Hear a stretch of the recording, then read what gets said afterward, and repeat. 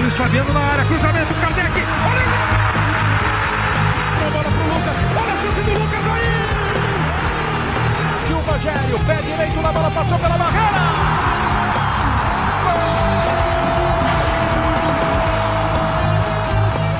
Fala rapaziada, beleza? Sejam muito bem-vindos a mais um vídeo aqui do canal do Barbudo Tricolor.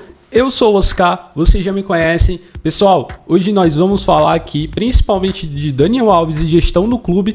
Também vamos falar aqui um pouco mais a respeito da estreia de Jonathan Calleri. Antes de mais nada, eu vou pedir aqui para você, se inscreve no canal se ainda não for inscrito. Vídeo novo todos os dias com as notícias atualizadas aqui do São Paulo, tá? E sempre lembrando para você, se você ainda não tem conta na sportsbet.io, escaneie esse QR Code que tá aqui na tela, crie sua conta, que ao criar sua conta, você fortalece não só o São Paulo, mas também aqui o Barbudão, beleza? Sempre lembrando para vocês, a promoção das camisas ainda está valendo. O link do meu site está aí na descrição para você comprar o seu manto. Personalização do Calleri, pet da Libertadores e Brasileirão inteiramente grátis, frete grátis para todo o Brasil e sportsbet.io aqui no meio também inteiramente grátis. Não perde essa oportunidade, R$ 129,90 tudo isso, tá? E a gente parcela no cartão em até 12 vezes. Também lembrando para vocês que todas as minhas redes sociais também estão aí na descrição, Twitter, Twitch, TikTok, também Instagram. Então segue a gente nas outras redes sociais. E vamos lá, rapaziada, vamos começar aqui falando de Jonathan Calleri e sua estreia. Já estava previsto, tá? A gente já sabe disso desde o jogo contra o Fluminense, que a estreia dele está prevista nesse final de semana no jogo contra o Atlético Goianiense. Então aí o Calleri retornando para o São Paulo, ele já vem treinando muito desde quando chegou para atingir a sua melhor forma física.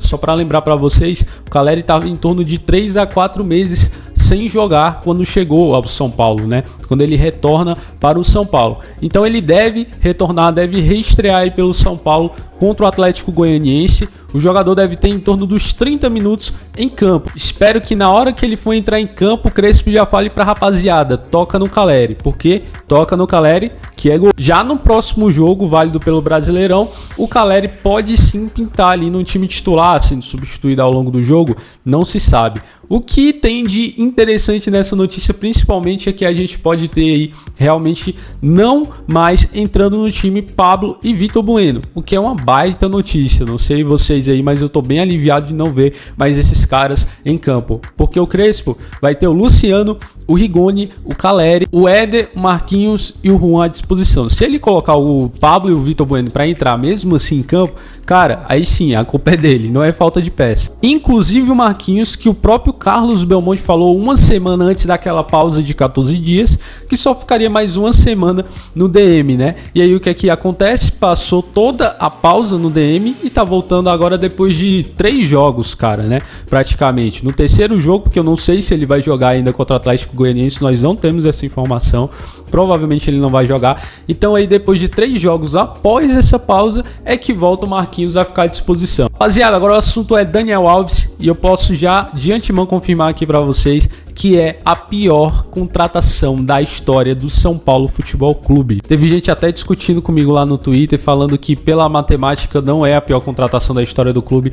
Eu afirmo para você, é a pior contratação da história do clube. E sabe qual é o exercício básico que você tem que fazer para entender isso? É basicamente todo o salário que o Daniel Alves teria para receber até aqui, pega a dívida que agora o São Paulo negociou e vai pagar 27 milhões. O São Paulo vai pagar 27 milhões para o Daniel Alves divididos em 60 parcelas. 5 anos pagando o Daniel Alves 450 mil reais por mês. O Daniel Alves, cara, em campo, porque ele não jogou todos os jogos como todo mundo aí imagina, e por isso que eu afirmo que ele é a pior contratação da história de São Paulo. O Daniel Alves, só pra você ter ideia, não jogou boa parte da Libertadores esse ano, Copa do Brasil esse ano. O Daniel Alves não jogou nem metade dos jogos do primeiro turno do Campeonato Brasileiro. O levantamento feito pelo Renato lá no Twitter deu conta de que o Daniel Alves custou para o São Paulo 500 mil reais por partida. Esse é o valor do Daniel Alves para entrar em campo no São Paulo, 500 mil reais.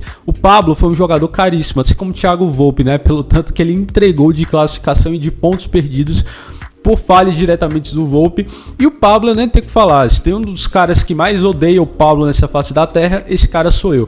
Mas eu não posso mentir para vocês, o Pablo foi mais útil que o Daniel Alves, apesar de ter sido a contratação mais cara da história do São Paulo. Eu falo isso porque o Pablo nunca desrespeitou a instituição, sempre esteve à disposição. Numa das temporadas que o São Paulo mais se lesiona, né, nos últimos anos, o Pablo é um jogador que não se lesiona. Ele e o Vitor Bueno, a gente tem até raiva disso, né, porque tem jogo que o Pablo não é pra entrar, que ele entra, porque o cara não se lesiona nunca. Mas eu falo com toda tranquilidade, ele foi mais útil para o São Paulo do que o Daniel Alves. Inclusive, o Daniel Alves em sua carreira nunca foi um lateral que muda o time. Ele é um cara ali para completar o time. Possivelmente ele vai pro Flamengo, possivelmente ele vai cair como uma luva no Flamengo, porque o time do Flamengo já tá todo encaixadinho. Pro São Paulo, ele foi contratado para ser ídolo, para mudar o patamar da equipe, para fazer a diferença jogando na lateral, e ele nunca fez isso. Já começa errado aí a contratação do Daniel Alves. Isso para o ano de 2022 do São Paulo é um desastre. Só para lembrar para vocês, em questão de metas, o São Paulo está ok. O São Paulo chegou na fase que queria na Copa do Brasil. O São Paulo avançou uma fase a mais do que seria a meta na Copa Libertadores. O São Paulo foi campeão no Campeonato Paulista e a meta era chegar só até a semifinal. Só que o brasileiro realmente é algo que o São Paulo vai ter que correr muito para alcançar. Mesmo assim, o saldo do ano do São Paulo é positivo financeiramente, tendo que ainda fazer a venda de alguns atletas que são importantes para o elenco. E para 2022, o que o Barbudo faria? O que eu faria para 2022 do São Paulo? Ser um ano exemplar. Primeiro deles, eu não demitiria o Hernan Crespo. Não tem técnico no mercado que esteja à altura do São Paulo, que você vai demitir o Crespo, vai chegar esse técnico e você vai ver uma diferença absurda, vai mudar o São Paulo de patamar. Não tem. O Rogério Ceni não é esse técnico, o Gordiola do Ceará não é esse técnico, o Lisca doido, que acabou de cair do Vasco, não é esse técnico. São técnicos que têm sim seus bons trabalhos, mas ainda não estão no patamar do São Paulo e no patamar de pressão, principalmente, que vive cada treinador e cada jogador que joga no São Paulo. Então eu não sou a favor de demitir o Crespo. É lógico que as próximas rodadas vão sim definir o futuro do Crespo, né? Afinal, ele perdeu para o Fortaleza de uma forma vexaminosa e também perdeu para o Fluminense um jogo que não poderia ter perdido. Teve erro de arbitragem, mas se você entra com o Pablo titular e no meio do jogo bota o Vitor Bueno, você tá errado, cara. Além de não demitir o Crespo, eu pensaria com carinho nesse elenco, porque a gente precisa de uma reformulação. Isso passa por subida de jogadores de qualidade da nossa base. Sim, nós vamos precisar da base, porque a situação financeira do São Paulo não é das melhores, e principalmente uma barca. Nós precisamos tirar esses jogadores fracassados que temos no elenco, e alguns exemplos deles são: Bruno Alves precisa sair do São Paulo, Vitor Bueno precisa sair do São Paulo, Pablo. Eu também não renovaria o contrato com o William. Eu não acho o William um jogador fracassado, diferente dos outros que eu falei aqui. Eu só acho que o William é um jogador que não vale a pena para o São Paulo, né? Idade avançada, começou a ter problema com lesão. Nessa idade, para a carreira do jogador, isso não vai diminuir, então eu não renovaria contrato com ele. Eu iria atrás de outro volante. Se tem a especulação, e eu estou indo atrás também a respeito disso, de uma troca do Tietê com algum jogador do Atlético Mineiro. O Alan Franco não vem sendo muito utilizado pelo Cuca, pode rolar essa troca. Eu duvido que ocorra. O Alan Franco é um jogador muito promissor, eu ficaria realmente muito feliz se ele viesse para o São Paulo, porém é mais um estrangeiro. Eu realmente não sei se o Atlético toparia ou se o São Paulo teria interesse nisso. E lógico, cara, que precisa de goleiro. Eu não dispensaria o Thiago Volpi. Eu sei que ele tá falhando e muito,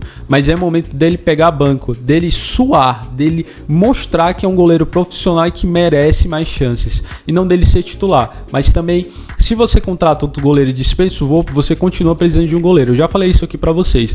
Um time campeão tem um centroavante goleador e tem um goleiro que garante lá atrás, que garante pontos. Nessa temporada a gente foi punido. Por quê? Porque não tem um cara no banco que consegue ameaçar essa titularidade do Volpi. O PR não é esse goleiro, o Thiago Couto não é esse goleiro, tá? O Couto eu ainda daria uma sequência, né? Em visto aí a necessidade do São Paulo. Só que o Lucas Perry não é esse goleiro, nunca foi. Quem acompanha a base do São Paulo, acompanhou a carreira do Perry na base do São Paulo, vai concordar comigo. Inventaram que esse goleiro é bom só porque ele é alto, só porque por essas semelhanças genéticas aí com o alemão, aí começaram a chamar do cara de Neuer, de Cotia. Enfim, não é, nunca foi tudo isso. Foi pro Crystal Palace, não ficou porque não é isso tudo. Se ele fosse isso tudo, tinha ficado no Crystal Palace. Então fica claro pra mim algumas coisas. Tem que se livrar desses jogadores que estão encostados. Cara, se o cara não é titular absoluto do time, a base resolve. É simples, é tão simples quanto isso. Da base eu subiria o Natan, subiria o Pedrinho e subiria também o Beraldo, zagueiro canhoto. Eu acho que ainda assim vai ter que ir atrás de mais um zagueiro. Porém, eu subiria esses 3 para disputar a posição. Esses 3 têm qualidade para disputar posição no time titular do São Paulo. Contrataria um goleiro e contrataria talvez um lateral direito, né? Tem que ver a situação do Orejuela, o que é que a diretoria pensa para isso. E o Igor Vinícius, cara, é mais um que tem que ser dispensado. Não dá para um cara desse jogar no São Paulo, não tem nível. E para ele ser reserva, é melhor você subir o Natan, que tá sobrando no sub-20 lá do São Paulo do Alex, tá sobrando e tem um porte físico maravilhoso já profissional. Então eu subiria o Natan, negociaria o Igor Vinícius, aproveita que o Daniel Alves foi embora, né? E lógico que se o São Paulo não for comprar o Benítez em definitivo, vai ter que ir atrás de um meia no mercado. Esse seria o meu planejamento para 2021, a reformulação do elenco e manter o Crespo aí para o próximo ano, lógico, ele mantendo aí o São Paulo na Série A, né? Conseguindo até uma Libertadores ou uma pré-Libertadores para o São Paulo nesse restante de campeonato brasileiro. Mas eu quero sua opinião, o que é que você faria para 2022? Quem você dispensaria desse elenco do São Paulo? Comenta aí. Muito obrigado por assistir esse vídeo. Tamo junto. Vídeo novo todos os dias aqui no canal. Então se inscreve, ativa o sino para você não perder nada. Comenta aí abaixo para você ajudar na divulgação do vídeo. E também deixa o like para ajudar a gente aí, beleza? Tamo junto, muito obrigado e até o próximo vídeo.